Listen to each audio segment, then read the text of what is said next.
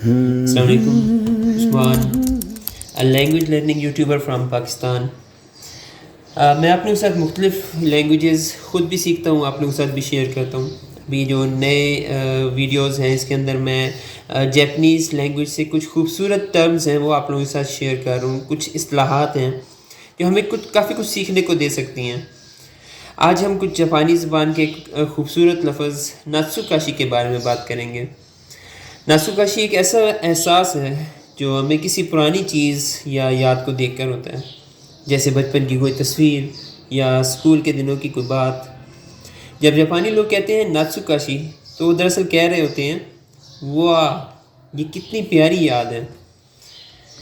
नात्सुकाशी जो English word है nostalgia उससे थोड़ा सा मुख्तलिफ है।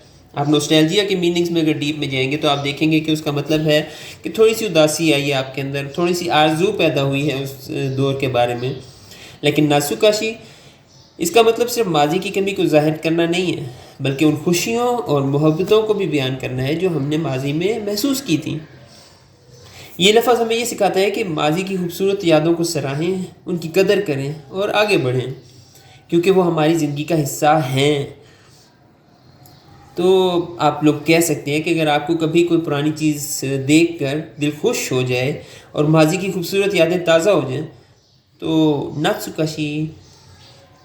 तो ये था वर्ड नात्सुकाशी, और एक इंटरेस्टिंग और ख़ूबसूरत वर्ड जिसका इस्तेमाल कर सकते हैं, जो आप कह सकते हैं कि नॉस्टैल्जिया से भी ज़्यादा खूबसूरती रखता है अपने अंदर, और इस्तेमाल किया जा सकता है।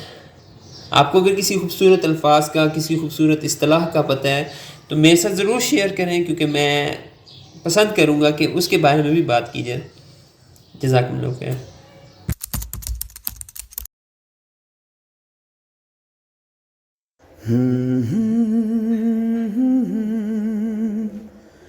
Hmm.